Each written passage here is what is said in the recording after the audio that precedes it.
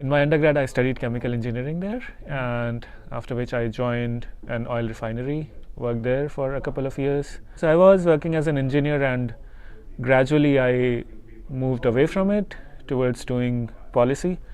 I think one important reason for that was when I was working with the oil refinery, I felt that if I stick with this, there would be a very narrow space of work that I would be confined to. I might do great in this narrow space, but the domain would be limited. Whereas if I decide to do something related to policy, whereas if I decide to look at more broader concerns that shape energy and environment policy, then that would expand the area in which I can work. And I think that was why I decided to move away from what could have been a very lucrative career.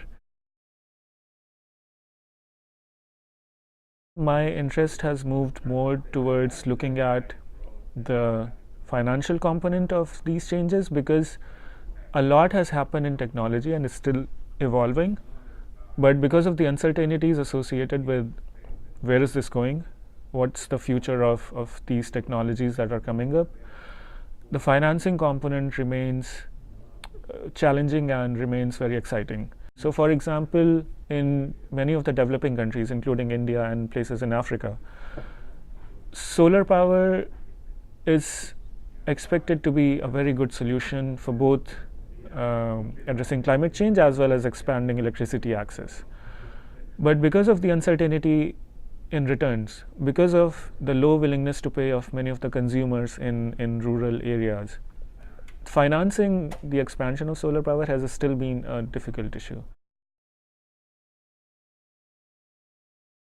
It was very important to see why there are very valid reasons for things to work out slowly when they are with the government, because I would interact with government officials on a daily basis, with pollution regulators in India on a daily basis, and I could actually see that there are valid reasons and valid concerns because of which things move slowly in the bureaucracy and in the government. I happened to interview different stakeholders involved with solar energy in India, including companies, including people from the government, and so on.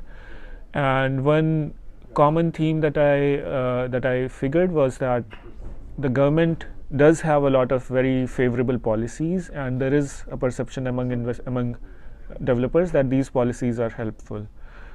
However, at the same time, there was also the concern that the implementation of these policies may not be going on very smoothly. So that's something where even if the government has good intentions and is doing a lot, there is still room for improvement. One very big concern with developing countries, which also ties in with the work that I'm doing here, so let's specifically talking about India, for example, is that there is still a huge shortage of electricity access in particular. Around 200 million people still don't have access to electricity.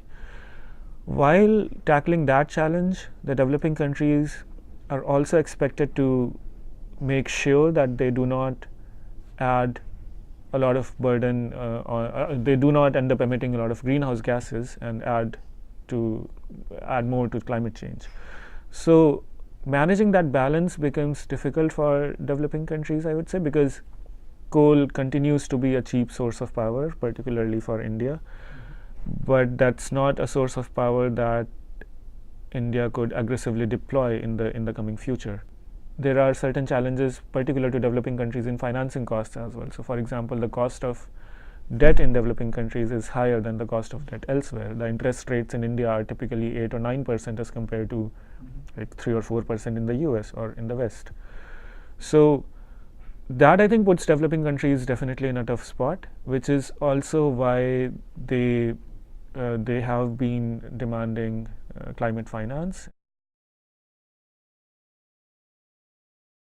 I would want to have a lot more solar power in the world, many electric vehicles on roads, and I think if these two things come together, although there are many technological and financial and political challenges in these things coming together. But if this happens, I think this would be a huge change.